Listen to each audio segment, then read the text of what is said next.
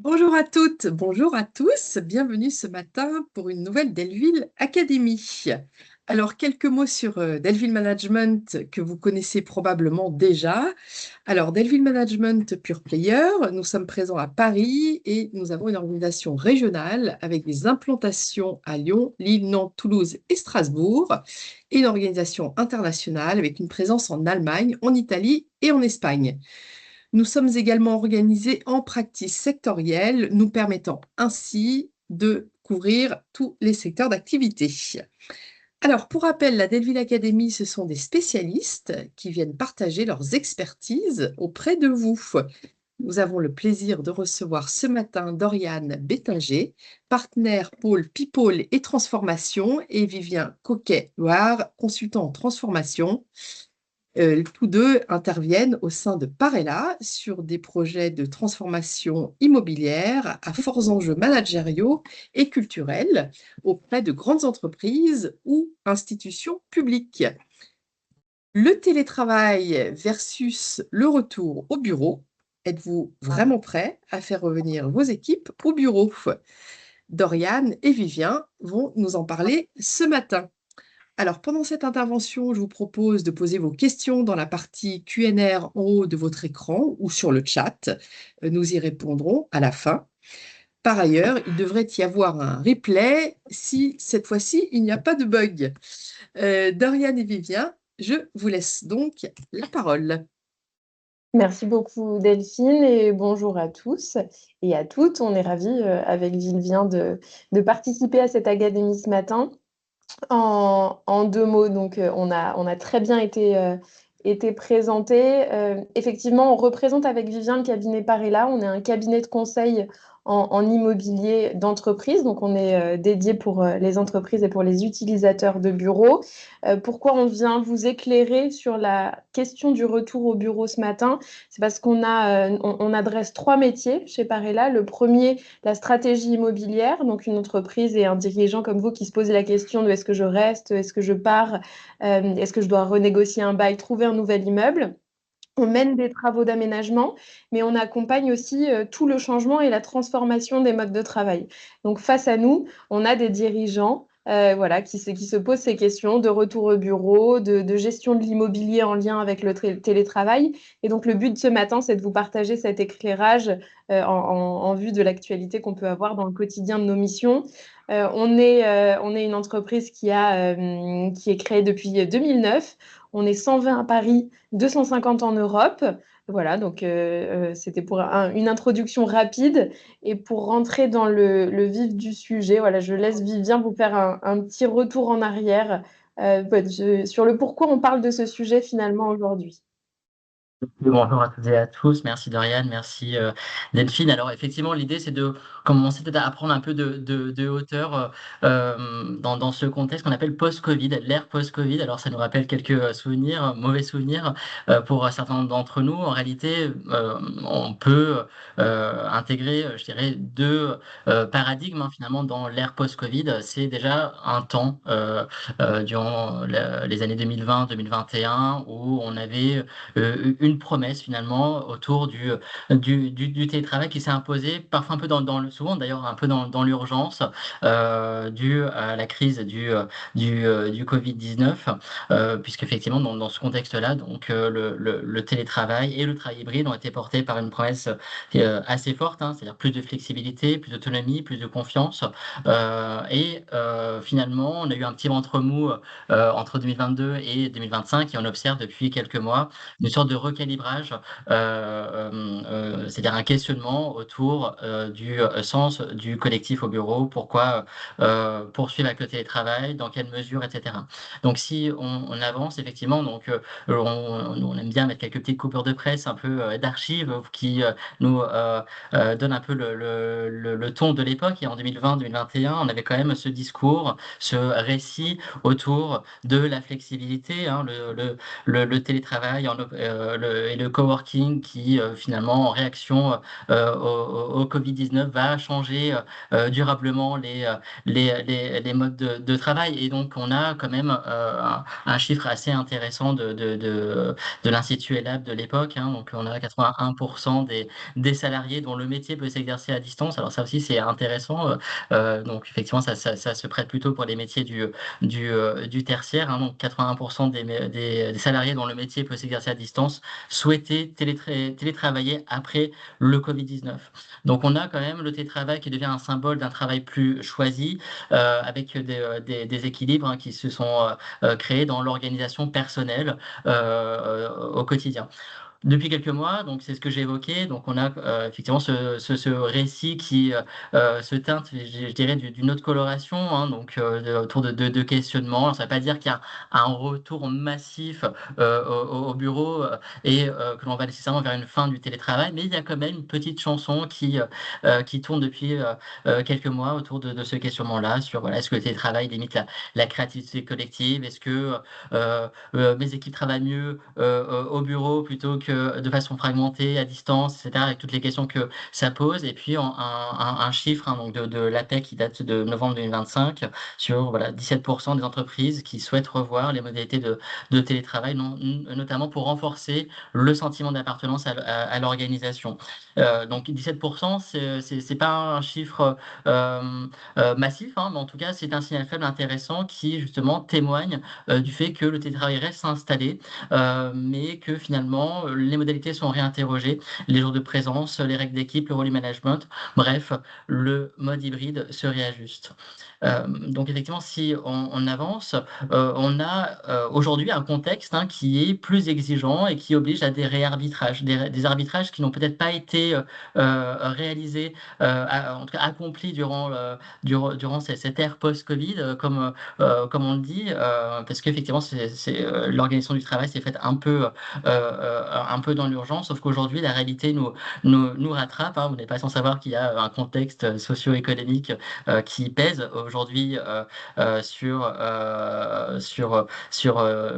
nos États, mais ça a aussi des implications très concrètes pour les organisations, puisque les arbitrages de coûts remontent à la surface. Donc, les entreprises doivent finalement composer avec des baux à renégocier, des surfaces à optimiser et un marché tertiaire sous tension. Ça a également des implications sur le management. Alors, le management, c'est pas nouveau. Ce sont déjà des fonctions. Les managers sont déjà très sursollicités, mais aujourd'hui, ils se retrouvent quand même dans un point de friction entre appliquer des règles, gérer des exceptions, maintenir l'équité, en même temps répondre aux attentes des équipes, ce qui est normal, et puis répondre également aux consignes de la direction. Donc finalement, ils sont pris un peu en étau entre des injonctions contradictoires, et ça, on observe que ça s'intensifie aujourd'hui. Ça se couple également avec un retour de l'exigence implicite de présence au bureau. Donc, ça ne veut pas dire que les entreprises mettent fin massivement au télétravail, bien qu'il y a quelques entreprises qui font la une de la presse par-ci, par-là, mais en tout cas, ce n'est pas une tendance de fond qu'on observe. Mais voilà, on observe quand même que ces modalités sont davantage discutées. Certaines directions imposent des jours fixes, des retours au bureau le vendredi. On essaie quand même de lisser un peu les présences, et les exceptions deviennent difficiles à gérer. Ce qui est plus nouveau, par contre, c'est qu'on observe un travail plus fragmenté. Et ça, c'est lié avec la saturation informationnelle qui s'intensifie, liée aux outils digitaux qui s'accumulent, ce qui occasionne une fatigue.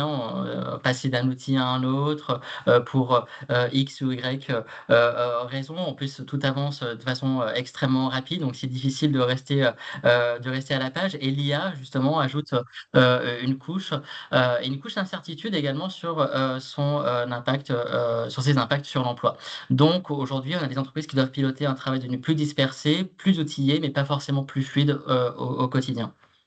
Donc finalement, on ne revient plus au monde d'avant, désolé, mais ce qui est peut-être d'autant plus enthousiasmant, c'est comment est-ce qu'on doit organiser celui qui s'est installé. Et donc je laisse Dorian nous expliquer concrètement ses impacts sur le bureau. C'est vrai que dans ce contexte, il y a cette petite chanson que l'on entend, nous, assez souvent, dans les dirigeants que l'on accompagne qui nous disent on a envie que les équipes reviennent, sans trop savoir le comment, le pourquoi, etc. Mais on a envie de voir nos équipes et on a envie d'être ensemble. Sauf que ce sujet de la présence, dès lors qu'on touche à la présence, au fait de faire venir les collaborateurs, bah, mine de rien, on s'adresse à des sujets qui peuvent devenir un petit peu plus touchy. Pourquoi? Parce que bah, cette présence, on peut parfois avoir le sentiment qu'elle doit se justifier. Avant, donc on a vu effectivement ces périodes, elle allait de soi, la présence, elle n'avait pas besoin en tout cas d'être expliquée, on n'avait pas besoin de donner du sens sur le fait de venir au bureau et de se croiser. Et aujourd'hui, donc ces collaborateurs qui ont expérimenté l'autonomie, qui ont gagné des heures de transport, qui pour certains c'est des sorties d'école, qui se sont formés à distance. On a besoin de leur expliquer pourquoi, ou en tout cas d'avoir un petit peu d'attractivité sur le fait de venir au bureau pour qu'ils ne se soient pas vécus en tout cas comme une contrainte.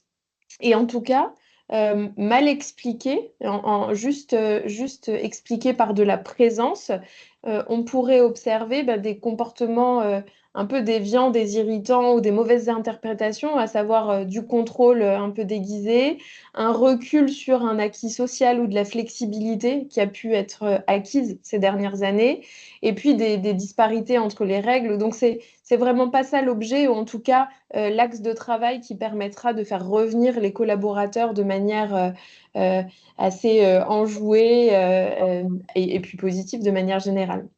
Parce que le fond, c'est surtout de mettre en avant ce que le bureau peut faire et ce que la distance soit ne permet pas, mais en tout cas ne facilite pas. Le premier étant de créer du lien. On peut créer du lien à distance, mais il y a toujours cet informel, l'intégration des collaborateurs, on l'a vu au fur et à mesure des années, transmettre la culture d'entreprise, capter des irritants, des signaux faibles, tout ça, quoi qu'on se dise, la distance le rendra un petit peu difficile. Donc c'est un des axes forts de se dire, bah, si j'ai envie de faire revenir mes équipes au bureau, je peux affirmer aussi que c'est pour créer du lien. Je peux aussi affirmer qu'on a une meilleure coordination en se croisant. On peut arbitrer peut-être plus vite, on peut débloquer des sujets plus facilement. Et puis, il y a cette notion d'accélération, parfois de task force, de projets qui sont un peu plus en attente, en se disant, bah voilà, on se met une journée autour de la table, peut-être qu'on va accélérer la prise de décision ou en tout cas le fait de débloquer un sujet.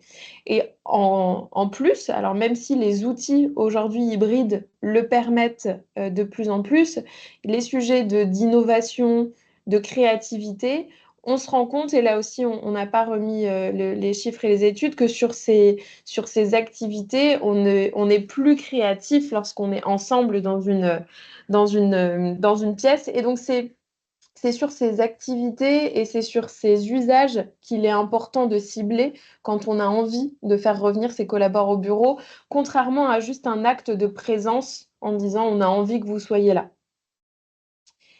Parce que si on se contente de faire revenir ces équipes, en leur disant venez au bureau, on a envie de vous voir, en fait, on risque d'avoir effectivement des personnes présentes, mais on va retrouver tous les irritants et pas forcément le collectif et les objectifs que j'ai envie d'atteindre. À savoir, on peut retrouver des collaborateurs qui vont être présents, certes présents, mais ils seront dans une bulle toute la journée parce qu'ils seront en visioconférence, ou alors des équipes qui vont venir de manière disparate dans la semaine, et donc finalement les moments d'équipe ne seront pas là. Vous allez avoir, sans penser à la semaine type, des salles de réunion qui seraient plus saturées, des postes en espace de travail qui seraient déserts, voilà, donc des espaces bruyants les jours de pic. Voilà. En fait, le but, c'est de ne pas remplir le bureau pour remplir le bureau. On dit effectivement que le bureau, il peut être rempli sans être utile. Le but, c'est de faire en sorte que ce lieu corresponde aux usages et corresponde aux objectifs que j'ai pour mon entreprise. Vivien, je te laisse la main finalement pour éviter ces irritants, on peut se poser plusieurs questions. Oui, en tout cas, effectivement, ce que dit très bien Dorian, c'est que finalement, les irritants apparaissent souvent lorsque le retour est traité comme uniquement une règle de présence. Et donc, pour cela, en tout cas, pour éviter que cette présence, en tout cas, pardon, si on décide que les équipes doivent revenir sans aligner un certain nombre de paramètres derrière, on risque effectivement de recréer des irritants sans recréer le collectif. Et donc pour cela, on propose finalement de structurer une réflexion autour de trois questions simples en apparence, mais peut-être pas si simples quand on creuse derrière. En tout cas, ce sont des axes qui sont fondamentaux à structurer. Déjà, c'est la question du pourquoi revenir. C'est une question qui est toute bête, mais en réalité, c'est la question du sens. C'est qu'est-ce que l'entreprise veut faire vivre à travers le bureau? Quel collectif on a envie de créer? Quelle culture on a envie de structurer, de faire vivre au quotidien. Quelles promesses employeurs on a envie d'activer et quel rôle finalement on donne à la présence. Alors, effectivement, c'est une question qui est fondamentale. Alors, c'est pas forcément le cœur de notre intervention principale, mais c'est quand même une question indispensable à se poser parce que si cette dimension elle est floue, en tout cas traitée trop partiellement, eh bien le retour au bureau peut vite être perçu comme une contradiction avec les discours de flexibilité et de confiance. En réalité, la deuxième question, finalement, qui va être importante pour nous aujourd'hui, c'est pourquoi faire, pourquoi revenir.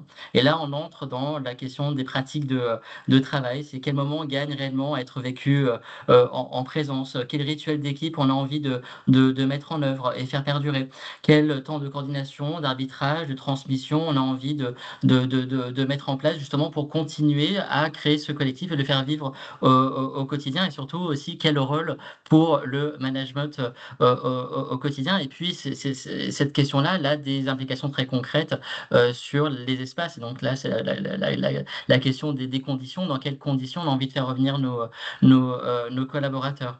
Ça un trait effectivement la question des espaces, des surfaces, de l'aménagement hein, très concret des espaces, des services qu'on a envie de mettre en place pour que les collaborateurs se sentent bien dans leur environnement. Et donc, qu'est-ce que ça signifie concrètement en termes d'axes de réflexion pour que vous puissiez repartir avec des billes très concrètes? Je laisse Dorian vous présenter quelques axes pour ouvrir un peu les chakras. Parce qu'effectivement, une fois qu'on a fait ce constat de dire j'ai envie de faire revenir mes collaborateurs au bureau, c'est toujours un petit peu difficile pour un dirigeant de se dire par quoi je commence ou en tout cas quels sont les axes de réflexion que je peux avoir ou surtout comment je réponds aux interrogations que je peux avoir en me disant est-ce que c'est compatible avec un retour au bureau. Et on propose ce matin quatre axes. Il peut y en avoir bien plus, mais le but, c'est que vous repartiez avec quelques éléments concrets. Le premier étant le sens, et ensuite ce sont des leviers, à savoir l'utilisation de l'espace, l'organisation du travail et le management, et enfin toute la partie expérientielle qui est souvent utilisée en dernier recours, mais qui fait sens en tout cas dans l'enjeu de faire revenir au bureau. Donc on va faire un focus sur ces trois blocs du bas. Le premier, le sens, c'est plutôt de se dire avant même de réfléchir plus loin et de se dire je dois changer mes espaces de travail, je dois travailler avec mon management, je dois revoir ma charte de télétravail, je dois améliorer l'expérience de mes collaborateurs.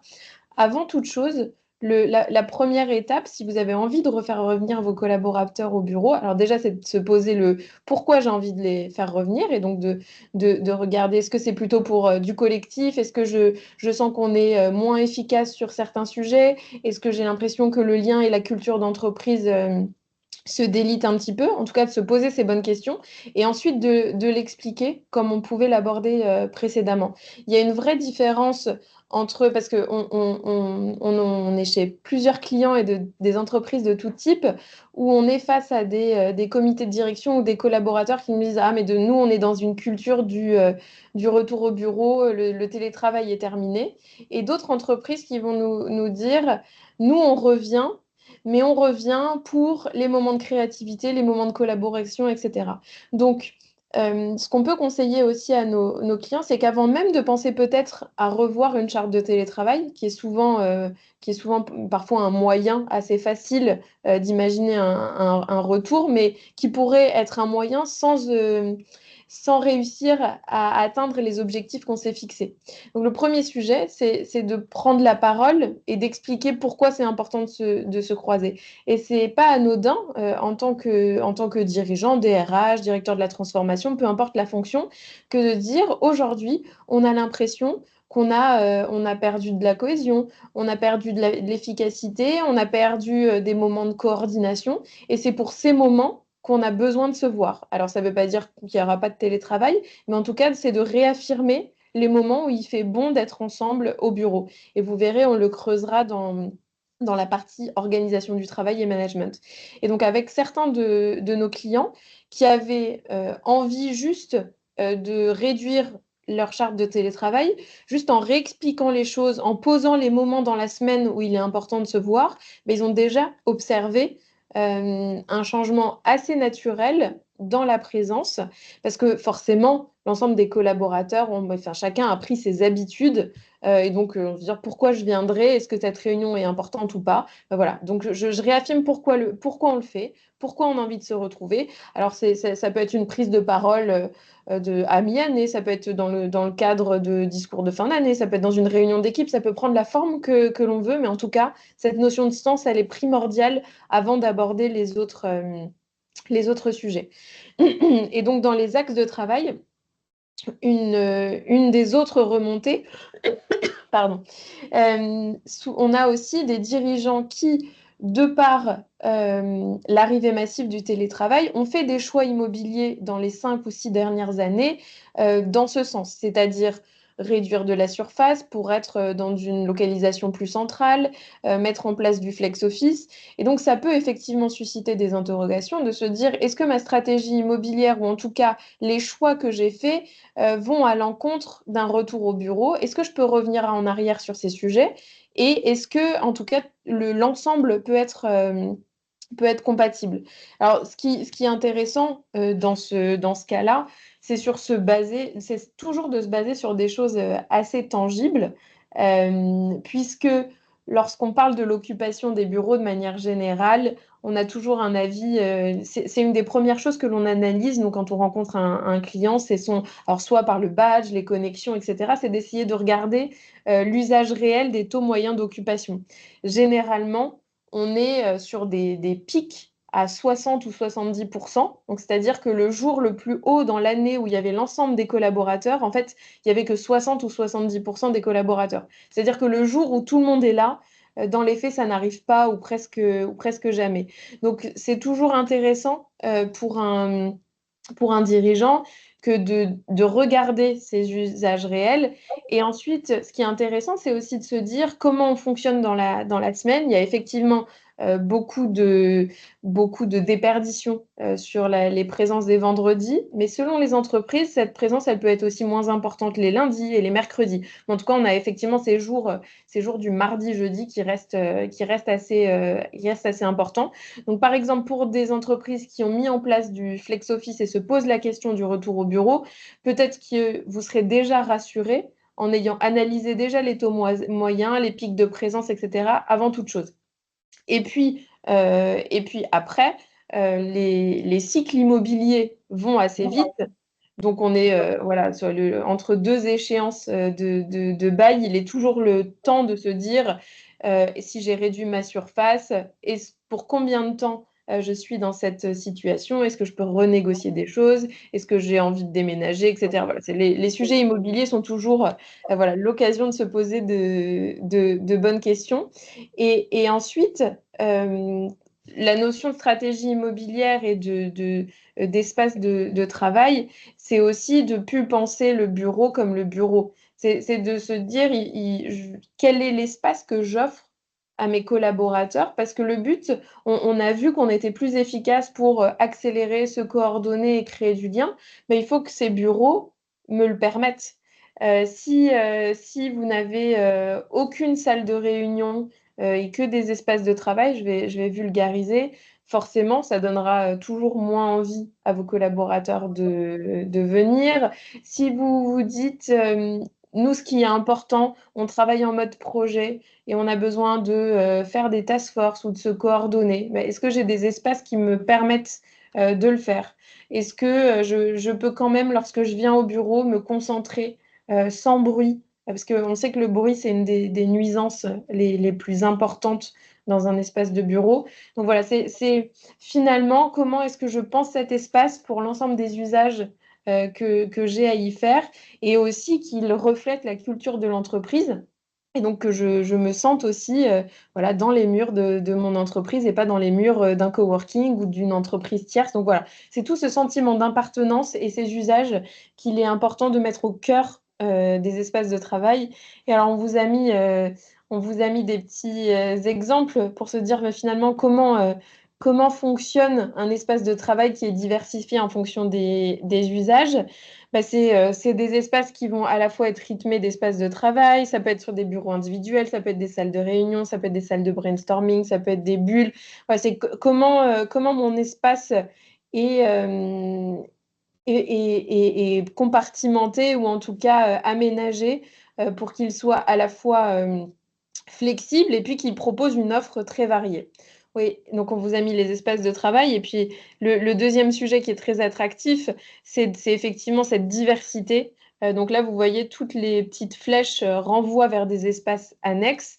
Et ces espaces qu'on appelle du travailler autrement ou qui peut prendre plein d'autres noms, c'est une des réponses aux interrogations d'un dirigeant qui pourrait se dire est-ce qu'un retour au bureau est compatible avec le fait que j'ai moins de postes que de personnes aujourd'hui ou est-ce que je peux accueillir ma croissance? En fait, ça va être d'utiliser ces espaces comme des positions alternatives dans une journée de travail pour différents usages. Et puis, on le verra juste après avec le rôle du manager que de lisser la semaine type. Parce que finalement, le management, et ça, c'est souvent le manager intermédiaire qui est mis à rude épreuve dans ces moments-là parce que bah, on va leur demander, alors soit ils vont devoir appliquer une règle de présence, donc qui vient parfois d'un comité de direction, soit ils ont en eux-mêmes envie de faire revenir les équipes. Donc, ils vont devoir expliquer une règle et ils vont devoir coordonner la présence de leurs collaborateurs. On arrive sur des traitements d'exception parfois, et puis dans tout ça, en faisant vivre le collectif et en maintenant la cohérence d'ensemble entre entre les différents niveaux.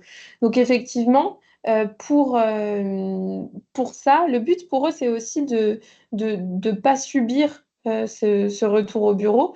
On l'a vu tout à l'heure, le premier sujet, c'est la notion de sens. Il faut que l'ensemble des managers soient capables d'expliquer pourquoi on a envie de faire revenir ses collaborateurs au bureau. Et donc, c'est l'ensemble des sujets qu'on pouvait voir précédemment. Et ensuite, il faut outiller ces managers pour qu'ils ne subissent pas le management hybride ou en tout cas le travail hybride dans lequel on vit. On a une chance incroyable de pouvoir vivre cette époque avec ce travail hybride et à la fois à domicile, dans des tiers-lieux et au bureau. Le but, c'est qu'ils ne le subissent pas et ils ne doivent pas composer sa semaine de travail avec les souhaits individuels de l'ensemble de ses collaborateurs, mais que le prisme soit plutôt de se dire, ben voilà, comment mon équipe doit fonctionner et qu'est-ce qui est plus efficace pour nous en tant qu'équipe et en tant qu'entreprise. Et donc, par rapport à ça, il y a plusieurs manières d'outiller un manager. À la fois, alors il peut y avoir il y a des formations qui sont plutôt sur la posture managériale dans cet environnement hybride ou sur le fait de recréer des collectifs. Mais ensuite, il y a deux axes de travail qui sont assez immédiats sur le retour au bureau. Le premier sur lequel on axe beaucoup nos travaux, c'est la notion de rituel et de se dire pourquoi je fais venir mon équipe. Et donc, en tant que manager, c'est de réaffirmer les moments de la vie de l'équipe pour lesquels il est bon de se voir en physique. Et donc de se dire, notre réunion de lancement du lundi matin, elle est primordiale. Notre réunion de revue trimestrielle ou de revue budgétaire, ou dès lors que l'on travaille sur une proposition commerciale, ou dès lors que l'on travaille sur tel ou tel sujet. En tout cas, de réaffirmer les moments qui sont importants dans la vie de l'équipe et de dire à son équipe, pour ces moments, on a décidé collectivement que ces moments seraient faits en physique. Et ensuite, le travail hybride et le télétravail s'organisent autour de ça. Et donc, on est moins dans un rythme qui est subi pour le manager et donc on reprend un peu plus le contrôle de sa semaine type. Et ensuite, lorsqu'on revient à cette problématique immobilière et de se dire si tous les managers font ça et qu'on demande aux collaborateurs de tous venir le mardi pour une réunion d'équipe, effectivement, on pourrait observer des petits bugs. Et c'est pour ça qu'il y a d'autres ateliers qui sont intéressants. C'est la notion d'atelier de lissage. Et c'est de se dire comment, soit entre différents managers, on organise la semaine type, et comment j'organise les jours de l'équipe, et comment j'évite du coup les irritants. Et je pars vraiment du premier sujet que sont les moments importants dans la vie de l'équipe. Et ensuite, je m'entends avec mes managers voisins. Donc, sans faire cela et en laissant voilà, une liberté totale, effectivement, on va revenir dans ce qu'on évoquait précédemment, c'est-à-dire, alors certes, un bureau rempli, mais sans que les gens se croisent pour les bonnes raisons, ou avec des jours de pic, ou avec des salles de réunion surexploitées, ou des salles de réunion réservées pour 10 personnes, mais utilisées par 2 personnes. Voilà. Le but, c'est de se dire, on veut revenir, mais on veut que les ressources soient utilisées de la meilleure manière qu'ils soient. Et enfin, le dernier sujet, alors quand on prend la pyramide de Maslow, on n'est pas effectivement sur les besoins primaires ou sur les expériences, enfin voilà, pas sur souvent la top priorité, mais on a de plus en plus de missions de nos clients qui nous disent, nous, on est très bien organisés, les managers ont déjà fait ce travail de lissage. Par contre, on a envie d'être plus attractif en termes de bureau et on a envie que l'expérience vécue, elle soit agréable. On a envie d'un effet waouh lorsque les gens viennent. Donc en se disant, qu'est-ce que je peux faire dans mes espaces de travail qui donne voilà, un petit truc en plus, un supplément d'âme, voilà, une vraie expérience qui dénote de l'expérience que je peux avoir en distanciel. Et donc là-dessus, il y a plusieurs axes de travail. Il pourrait y en avoir plein. C'est se poser la question d'un point de vue immobilier des services utiles. Donc, quels services j'offre dans mon immobilier? Ça va de la réservation d'espace, ça peut être à la conciergerie, ça peut être avec l'offre de restauration, ça peut être le café, ça peut être effectivement le service de sport. Et encore une fois, par exemple, c'est de se dire j'ai pas besoin d'une salle de sport avec 3 machines. En revanche, je fais venir une semaine sur 2 un coach qui anime une séance en extérieur. Voilà, c'est aussi un moyen que de créer du lien et de renforcer le collectif. Ensuite, l'expérience, elle commence entre le trajet. Alors parfois, les transports en commun qui sont moins sympathiques selon d'où on vient. Mais ensuite, c'est l'ensemble de la fluidité du parcours, que ce soit l'arrivée sur site, l'accueil, la signalétique. Si je suis un nouvel arrivant et que je me perds dans tous les bureaux, j'arrive pas à réserver ma salle, j'arrive pas à me connecter à l'imprimante. Voilà, tout ça, ça rend l'expérience moins agréable et c'est des petits sujets sur lesquels on peut agir assez facilement parfois et qui pourraient éviter les irritants et donner envie de venir. Et puis après, il y a ces temps collectifs qu'on évoquait. Ça peut être des rituels d'équipe, des petits déjeuners, des événements internes, ce qui vient ponctuer une semaine ou un mois type. Et enfin, l'expérience, on sait et on a vu un recul de présence pour certains collaborateurs qui étaient en rejet sur le confort au poste et l'expérience, que ce soit l'acoustique, la lumière, la température, l'ergonomie. Parfois, ça se joue à rien, mais en tout cas, quelqu'un qui s'est mieux installé chez lui pourrait faire le choix de venir que lorsque c'est nécessaire. Et donc, parfois, avec quelques petites attentions de la sorte, voilà, on participe à une attention plus globale. On vous a mis voilà, des petites illustrations en fait, de certains projets récents où les espaces de travail sont très sobres, mais le but, c'était de créer, voilà, là, chez Petit Bateau, par exemple, mais de créer des lieux très iconiques, ou en tout cas, où on sait qu'on vient au bureau pour une raison, ils ont une âme un peu particulière. Enfin, c'est des choses qu'on ne va pas retrouver chez soi, ou avec voilà, des espaces, des tiers-lieux, des espaces différenciants. C'est des choses qu'on ne retrouve pas chez soi, qui sont identitaires à la vie de l'entreprise, des bulles pour s'isoler, voilà, vraiment des lieux de rencontre. Pour illustrer un peu nos propos sur la partie expérience. Et des terrasses. Alors, tout le monde n'a pas la chance, effectivement, d'avoir ces jolies terrasses. On a un de nos clients qui est dans ce cas-là, et je crois qu'il y a la plus belle terrasse de Paris, mais c'est effectivement assez rare. Donc voilà pour voilà, quelques axes de travail, et on espère que ça peut nourrir la réflexion. Et Vivien vous a créé un petit autodiagnostic pour conclure notre échange. Oui, en tout cas, effectivement, le terme d'autodiagnostic est très bien choisi, parce qu'effectivement, l'idée, alors, à travers ces questions-là, c'est pas de vous donner un modèle unique, parce que effectivement, cela dépend de vos situations, de votre modèle d'organisation, et puis des accords existants au sein de votre culture managériale. En revanche, il est quand même intéressant en tout cas, de vous poser ces 10 questions qui permettent de vérifier si le retour au bureau repose sur autre chose qu'une simple règle de présence. Alors, les premières questions vont plutôt porter sur le sens et les usages. Pourquoi faire revenir? Pour quelles activités concrètes j'ai envie ou j'ai besoin surtout j'ai besoin que mes collaborateurs reviennent. Et donc ça, c'est effectivement surtout le point faible des politiques de retour au bureau, puisque finalement, on fixe parfois les jours avant d'avoir clarifié ce qu'on veut vraiment faire en présence. Les questions suivantes, elles vont plutôt porter sur les règles et les managers. Est-ce que le cadre est compréhensible? Est-ce qu'il est applicable? Est-ce que les managers savent l'expliquer? Parce que finalement, effectivement, s'ils ne savent pas l'expliquer, alors le modèle, pardon, devient vite une somme d'exceptions locales.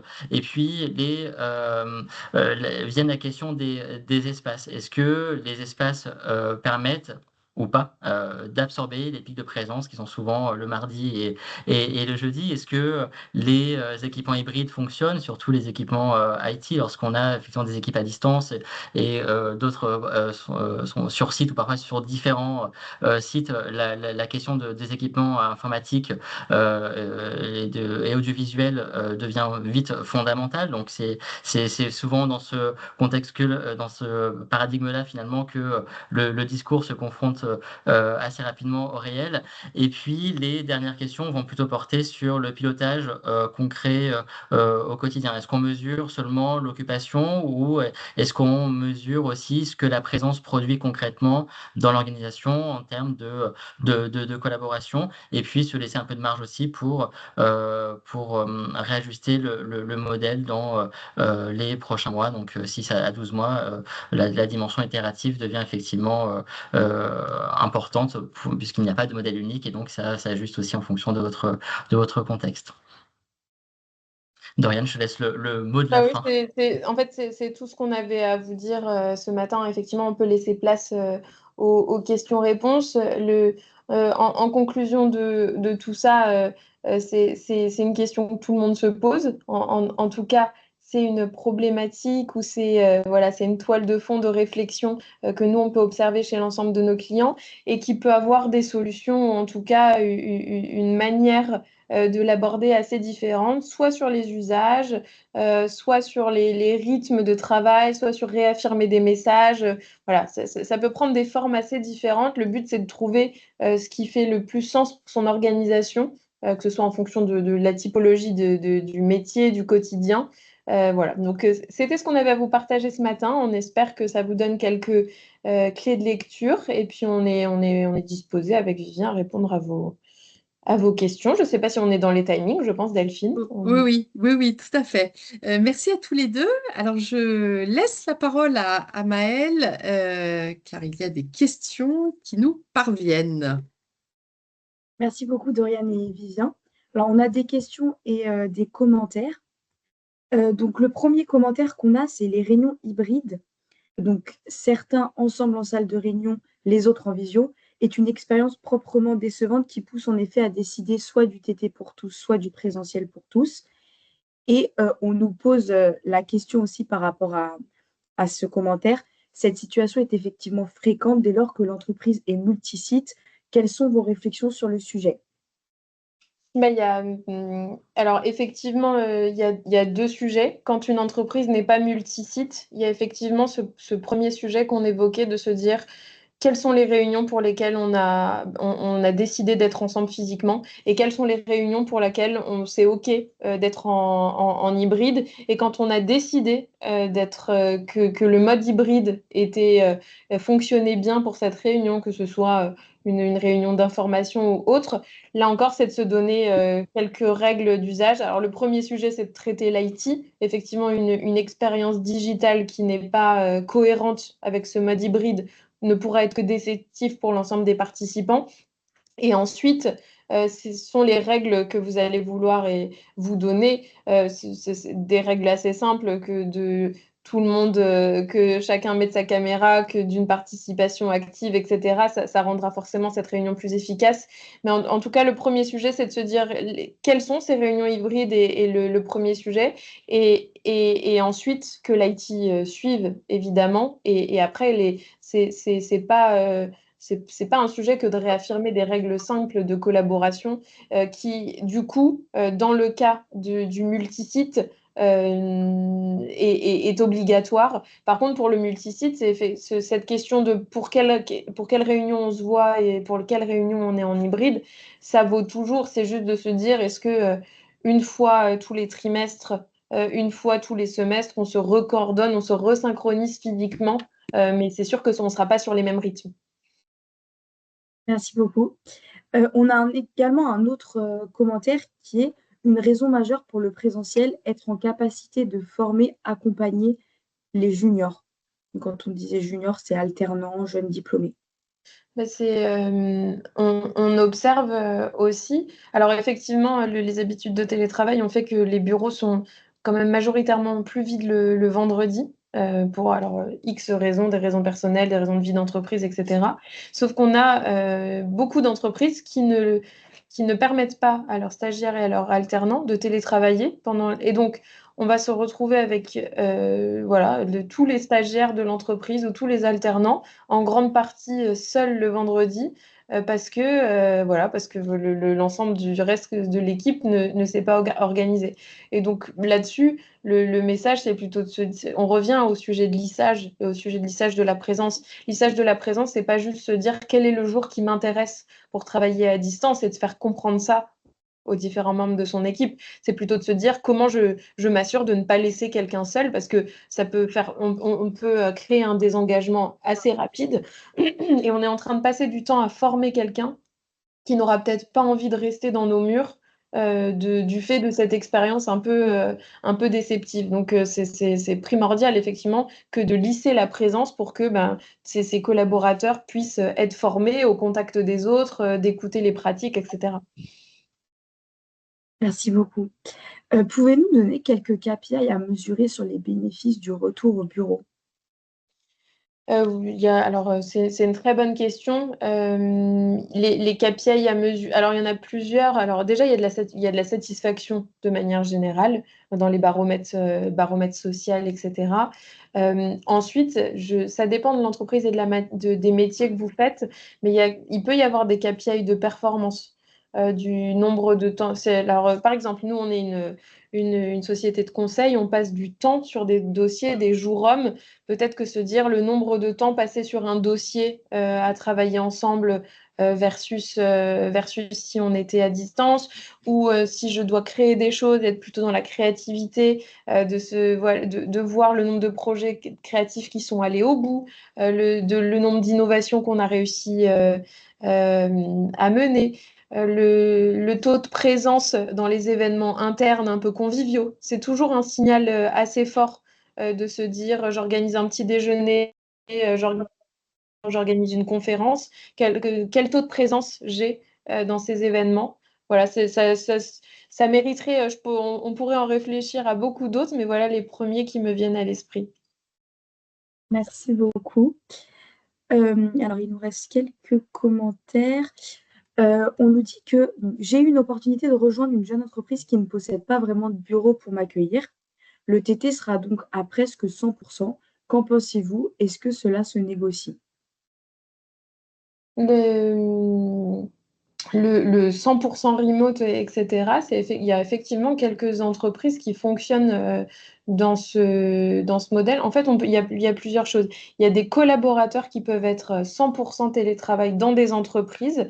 Et ça, et ça, c'est particulier parce que c'est comment on intègre un collaborateur à distance dans une entreprise qui a une culture du présentiel.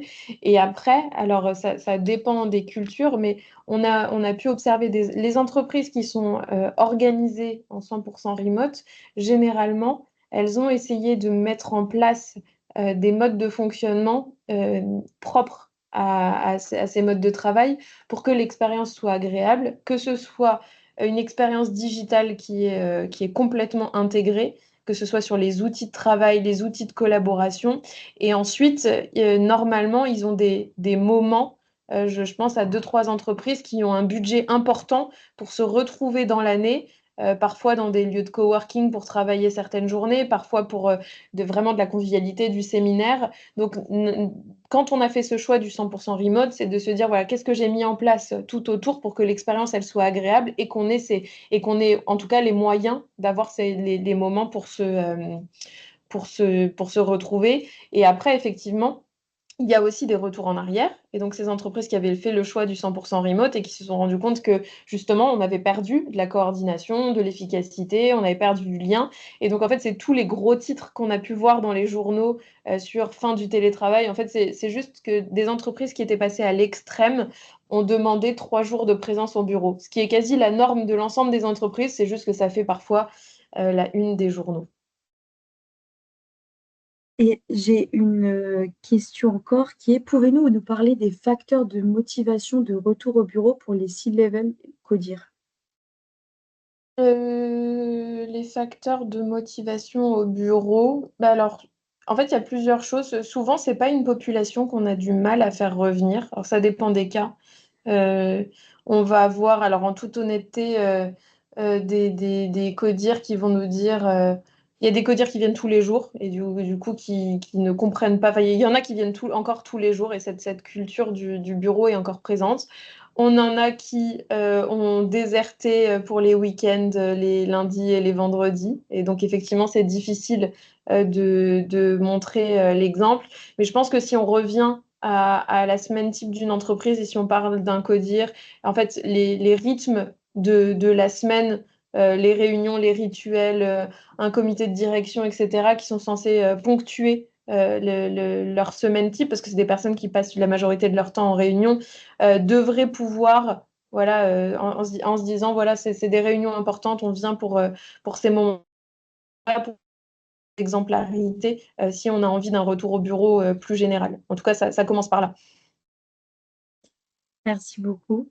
Alors, on a une autre question qui est, quelle est la proportion de TT moyenne efficace qui se dégage des statistiques s'il y en a?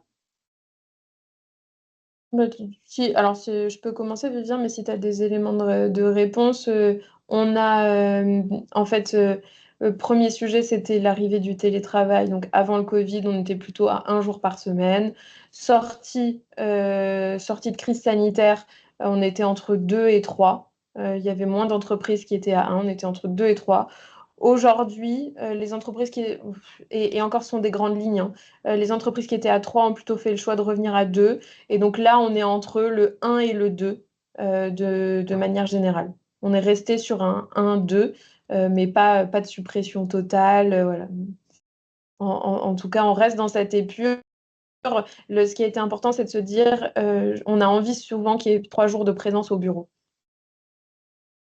Effectivement, donc enfin, juste pour donner deux, trois éléments complémentaires. Enfin, l'idée, c'est pas forcément d'avoir que enfin, en tout cas, de penser qu'en jour de télétravail / jour de présentiel, mais c'est à quoi ces jours de télétravail doivent pouvoir servir, parce qu'il y a aussi l'enjeu de la concentration. Parfois, on a des tâches effectivement qui nécessitent en tout cas, d'avoir un degré de concentration peut-être un peu plus intense que simplement répondre à des mails, etc. Donc, parfois, le fait de pouvoir organiser son travail de manière à pouvoir, quand c'est possible, de pouvoir effectivement réaliser ce type de tâches depuis chez soi, quand on est dans un environnement dans lequel on se sent bien, si jamais les conditions sont réunies effectivement pour pouvoir le faire, ça peut être aussi un mode d'organisation qui permet justement de pouvoir être efficace tout en s'organisant entre jours de présence et jours à distance. Merci beaucoup. Alors on a une autre question. Est-ce qu'une stratégie équilibrée de TT dégage des économies sur les coûts des bureaux? En fait, alors, cela ça peut. En fait, on parlait d'usage. En fait, déjà le 1er sujet, on parlait de regarder l'occupation de ces bureaux, c'est un indicateur qui est très important et indépendamment du télétravail, on se rend compte que nos bureaux ne sont pas utilisés à 100 et si en plus on rajoute le quotidien, d'équipes qui ne sont pas toute la journée à un poste de travail et qui vont être en réunion toute la journée, effectivement, le fait d'avoir moins de postes que de personnes peut permettre de réduire la surface. Et donc, si en plus c'est accéléré par du télétravail et donc un lissage de la présence, il est vrai on peut avoir besoin de moins de surface. Par contre, c'est pas aussi drastique que le nombre de jours de télétravail parce que si j'ai effectivement moins de postes, je dois faire en sorte de pas avoir négligé tous ces espaces de réunion, de concentration pour pouvoir passer des calls et cetera. Il faut que l'expérience reste agréable. Mais effectivement, une stratégie équilibrée, on l'a vu nous sur les 6 dernières années, peut dégager une économie sur les coûts de bureau. Alors après, ça peut avoir aussi l'effet inverse, des entreprises qui étaient en périphérie ou dans des zones moins attractives ont profité du télétravail pour réduire leur surface et du coup se positionner dans des localisations beaucoup plus intéressantes, beaucoup plus attractives. Et donc là, on paye le prix de la localisation. Donc on va être à ISO en termes de coûts, mais par contre, j'ai une localisation plus attractive. Donc voilà, c'est un jeu de balance. Merci beaucoup. C'était la dernière. Non, on a une question qui vient juste d'arriver. Existe-t-il des statistiques entre nombre de jours de TT / présentiel et productivité? Je sais pas si il y a eu des études, je crois, Vivien, sur la productivité en tant que telle, mais je sais pas si on a une statistique qui est très liée et corrélée au nombre de jours et de télétravail. Ça mérite qu'on le creuse. J'ai peur qu'on vous dise une bêtise. Aussi, bah, la question des études, elle est assez trompeuse parce que finalement, on peut observer alors des tendances de fond, mais en réalité, les études parfois se contredisent ou en tout cas, elles dépendent également de comment est-ce qu'on mesure l'échantillon, etc. Donc c'est pour ça que c'est toujours un peu compliqué de donner une étude comme ça qui permet de donner finalement une tendance. Ce qui est intéressant, c'est finalement de pouvoir combiner différentes sources. Donc, évidemment, il y a les études. Puis, dernièrement, il y a l'INSEE qui a publié une récente étude qui a fait quand même parler pas mal d'elle il y a 15 jours sur le fait que le télétravail pouvait bénéficier de 0,4% en termes de productivité, et encore pas pour tous les métiers. Donc, vous voyez, c'est quand même assez compliqué de donner ce type d'éléments.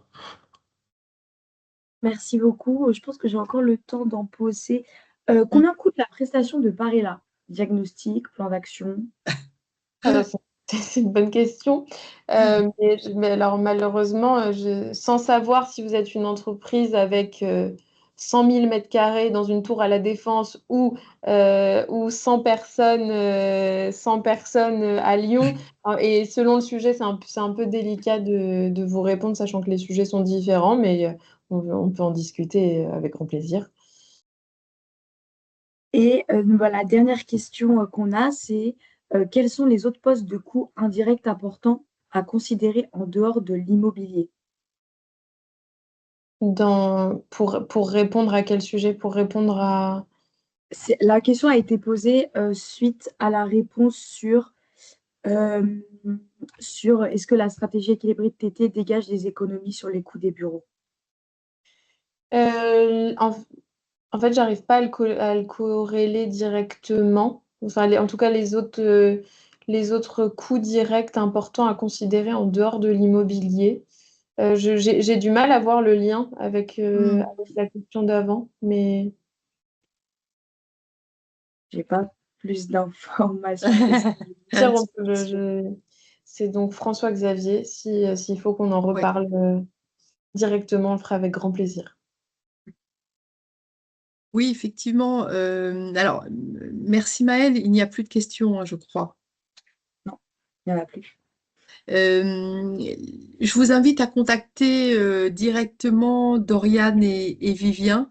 Alors sur LinkedIn ou par mail, vous avez les coordonnées mail ou même, ou même par téléphone. N'hésitez pas surtout. Donc, merci Doriane, merci Vivien, merci Maëlle et merci à tous pour votre écoute. Alors, a priori, le replay a fonctionné, donc vous pourrez le retrouver sur notre page LinkedIn Delvin Management. Donc, évidemment, n'hésitez pas à nous suivre et je vous dis à très vite pour une prochaine Delville Academy le 18 juin. Donc, je vous souhaite d'ici là une très belle semaine, une très belle fin de semaine, pardon, un très bon week-end ensoleillé. Et donc, je vous dis à très vite. Bye bye. Merci à tous. Bonne journée. Au revoir.